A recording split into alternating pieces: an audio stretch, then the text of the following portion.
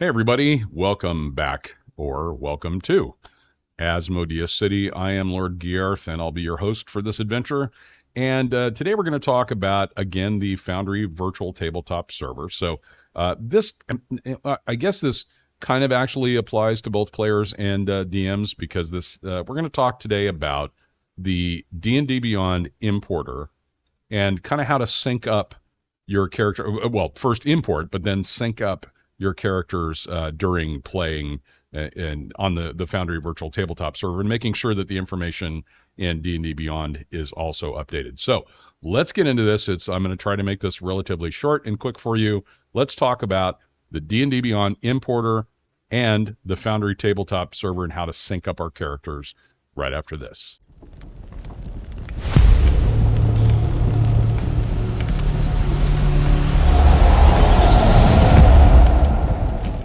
Welcome, adventurer, to Asmodeah. All right, everybody, welcome back. Again, my name is Lord Giarth, and you know the drill here. Please, if you have not already subscribed, hit that subscribe button, and also hit that like button if you like this video. Hit that thumbs up. And please comment on our videos. It's really helpful to us to learn if we've missed something, or you have a question about something. We can help you with that. But also, if you'd like a little more detail and maybe either offer some help or get some help in more detail, please join us on our free Discord server community, and you'll see the URL for that right here. However, remember, this is a this is a browser URL, not a server URL. In other words, you're going to enter this into your browser, and that will take you to a page that will then let you join us on Discord. All right, so let's get into this, and I'm going to try to keep this relatively short. I'm hoping to keep it around 20 minutes or so. But here's what we're talking about today. We're talking about how to sync our player character sheets with the player character sheets that we have on D&D Beyond. Now, why is this important? Well, for a number of reasons. Because it makes it so much easier for a player to simply bring a character that they already have on D&D Beyond, and it's all updated and all the information is there, and literally just with a click of a button have us bring that player character information into the world that they're going to play with us here on Foundry VTT. And by the way, what you're looking at right now is a adventure. It's a landing page for an adventure called The House Divided. And this is just the landing page for this House Divided. But this is provided by, it's available at Foundry. And so I'll leave the link here. It's foundryvtt.com. I'll also leave that link down in the description below. But if you haven't picked this up or taken a look at it as a DM, I'm telling you, this is an awesome, awesome adventure.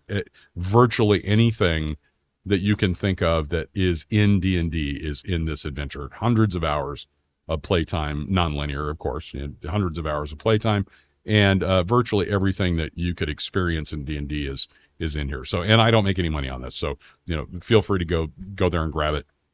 The link that I have down below is just to their website. It's not, it doesn't have anything to do with me at all. So that being said, this is a really, really cool adventure. So that's what you're looking at on this page. If you haven't seen it, I wanted to show that to you. So now let's talk about. Let's bring in a character using the D&D Beyond importer, and it's from Mr. Primate. And I'll leave, again, a link to that in the description below so that you can get that. The main version of this module is free for you to pull the characters down. But if you want to push them up back to D&D Beyond, you need to be a patron, and I really recommend that you do that. Mr. Primate does not get paid enough money for what he does. I mean, it's amazing the work that he puts into this stuff. It's just incredible. And again, I don't make any money off that either, so that's between you and him. But the ability to push the character sheet back up is really important, and I'll talk about that a little later on in this video. We'll discuss that. So very first, let's bring in a character, and guess who I'm going to bring in? For those of you that have been watching my videos, you probably have guessed already. But before I do that, all I want to do is I want to click on this Create Actor button. And these icons, by the way, at the top are a little different because I use a module, the D&D 5e UI module. So that's why these look different, but they're all the same as what you have. They're just different icons for them. So I'm going to click this, and I'm just going to, it doesn't matter what I name this character. It's just a placeholder. So I'm just going to name it blah. It doesn't really make any difference. And obviously it's going to be a player character as opposed to an NPC or anything else. And I'm going to put it in the folder, and I know you can't see this drop down. It's unfortunate that OBS doesn't do this, but I'm going to put it in this folder, players, Asmodeah, which is this folder right here. And the reason that I have a folder, by the way, is because of a module called compendium folders, which you really need to get. If you don't have it, trust me, it makes your life so much easier. It's just scary. Anyway, so I'm just going to go ahead and create this actor, and you'll notice it just pops up with the standard kind of, little mystery man, white shrouded dude, and obviously a blank player character sheet. So there's nothing here, right? So what you'll notice though is I have this button now here that is for D&D Beyond, and this is the button that appears because of the D&D Beyond importer module from Mr. Primate. So I'm going to click it, and there's a couple of things to notice here. Now, I in general really don't make any changes to these, settings either on the left-hand side or even really at the top, except for one, and I'll point that out in a second. But I never really change any of this because it's fine just the way it is, and there's kind of no reason for me to bother with that. But the very first time that I import a character, I always check this image checkbox at the top. And any subsequent imports, I don't. I uncheck that. And the reason for that is that if my player has given me some new artwork that they want to use for their character, either the portrait or a token or what have you, I don't want that overwritten by sucking down the default image that's on their player character sheet on D&D Beyond, right? Now, if they tell me, hey, I've updated that, I want to use that one, okay, fine. I'll just check this box and make sure that when I import that character, then this box is checked. Now, how do I actually get the link to that character? So you'll notice there's a URL option up here at the top. So I'm going to jump over to my Gendon's player character sheet. Let me turn this off. I was talking about that earlier with someone else. So you can see I'm here, and again, Gendon is my buddy Gendon is the focus of this. You'll notice at the top of the player character sheet there is this button that says share. Now, if you don't see this, I recently had one of my players say, I don't see that, it's not there. Logging out and logging back on seems to have corrected that. So had that pop down. But yeah, that seems to have corrected that. So if you don't see it, give that a shot. Maybe that's an issue. If not, talk to their support teams. Their support teams are really good. They can help you with that. All right. So now if I click this share button, you'll notice at the right-hand side, it pops up this little window, and you'll notice there's a URL there. And I've got this click to copy button or text that's below it. I'm just going to click that, and it'll say, copied. And so now I've got this URL, which is unique to this player character sheet, that is in here, and it's been copied into my clipboard. So, and by the way, just kind of take note, and let me close this, just kind of take note of the hit points that we see here. We got 76 out of 76, and also if I go into my short rest, you can see I have all these 8 hit die available, but none are used. So just kind of keep that in the back of your mind. We're gonna look at that again in just a little bit. All right, so let me close this, and we will go back over to Foundry. And I'm going to paste this URL into this box here.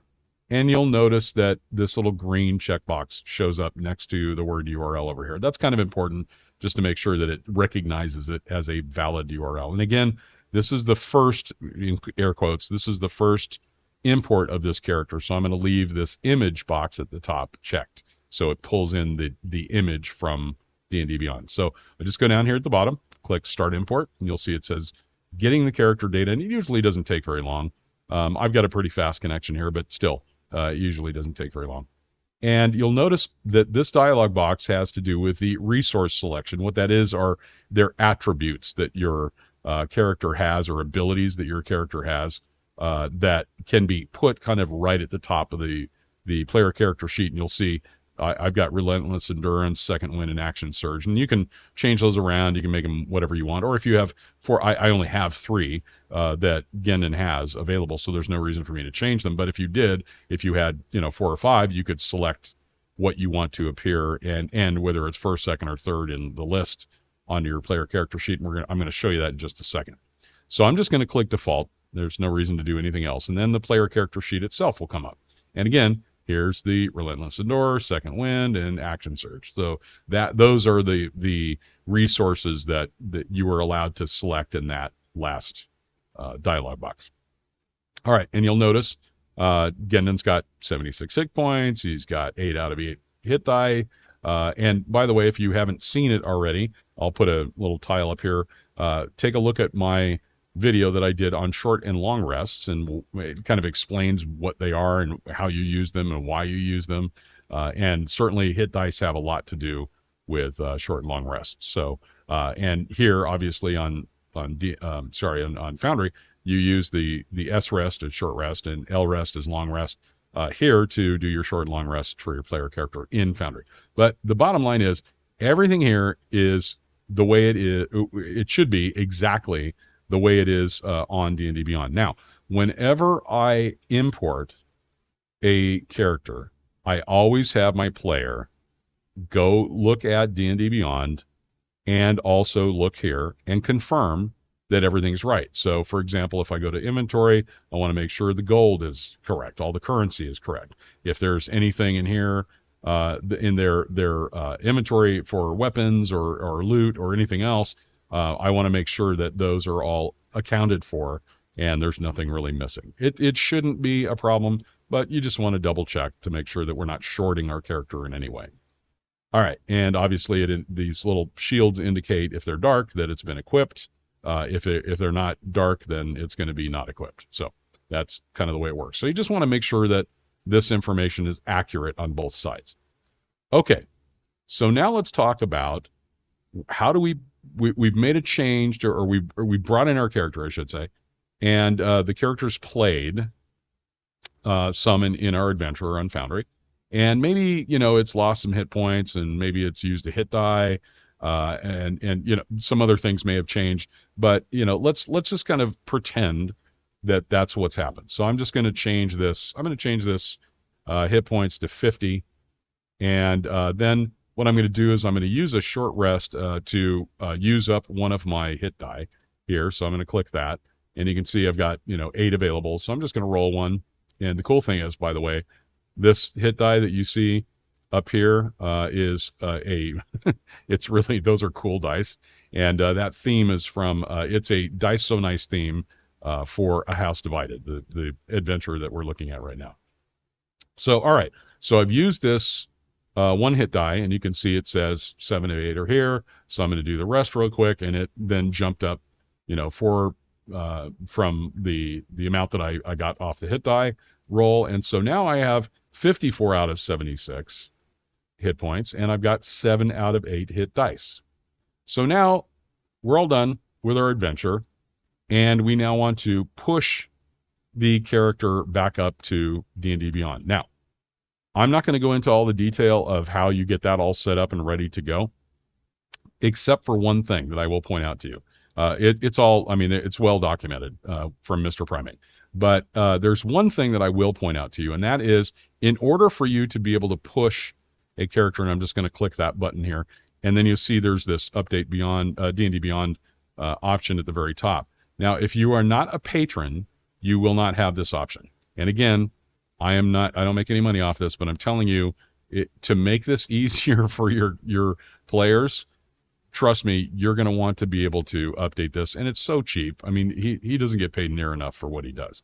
But, you absolutely consider becoming a patron and using this option, because it'll make your players' lives so much easier.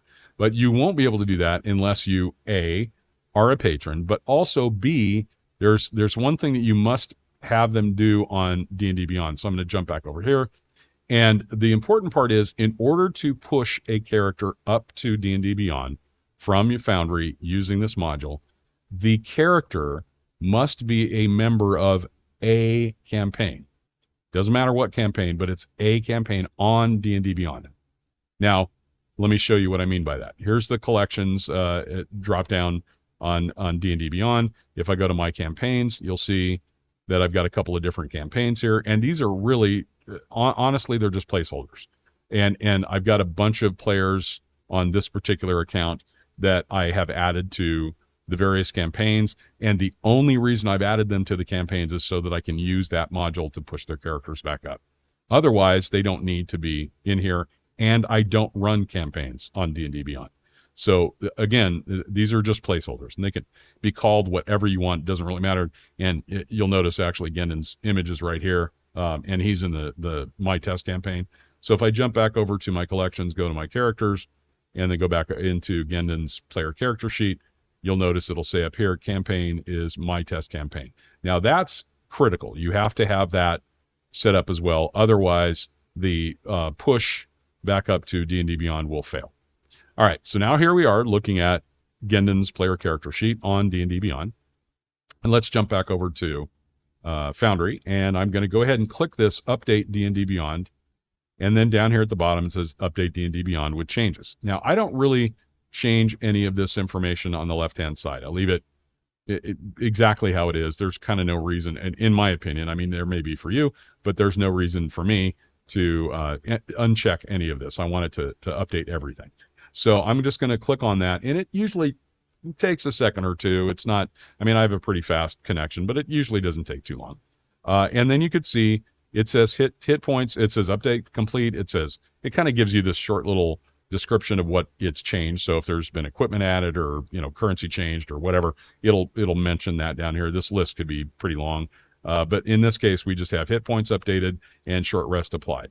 So what I'm going to do is I'm going to go back over here to my D&D Beyond character sheet, and I'm going to refresh. Now, here's why I sometimes, and I'll just refresh this, sometimes I will, and in this case, it worked fine.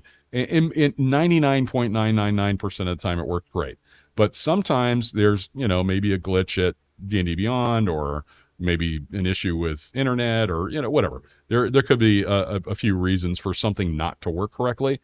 So you want to make sure that you have them confirm that their hit points are right. And again, I'm going to go into the short rest, and you can see I used one of my hit die here. So I have a total of 8, but I only have 7 now available for me. So it updated correctly, which is great. But if it didn't, for whatever reason, just go back up and do it again. Do the update to D&D Beyond again. And again, 99.999% of the time it works great. But in that 0.001% where it doesn't, you might have to push it up again and maybe even twice. It could be an internet issue. It could be any number of things. But I can tell you that it's rare, but every single time that I have a character pulled down, I have them check. Make sure that everything from D&D Beyond is in Foundry. It's all there, so we're not shorting them anything. And the same thing it holds true with updating. I always make sure that I have them confirm that the information on D&D Beyond is now correct, and that everything that was in Foundry is obviously there. So if I want to look at the inventory and confirm that their currency is all correct, or whatever it is, I just want to make sure that that's all updated properly. So that's it in a nutshell, guys and gals. It really, I can tell you, saves you a ton of time, and your players a ton of time. And you don't want them to spend, an hour filling out a player character sheet and, just kind of going back and forth with it. It's ridiculous.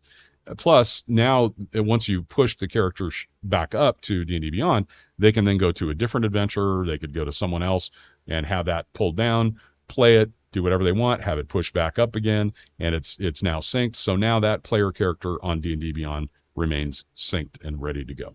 So I hope that was helpful for you. And again, I will ask you, if you haven't done so already, please hit that subscribe button and, smash that thumbs up if you like this video, and comment, let us know if we did a good job, we sucked at it, is there something we missed or something you have a question about. Please comment there. And again, one last time, I will show you the Discord URL. So if you really want to have discussions with other players or help other players on the Discord community, please join us there. It's free.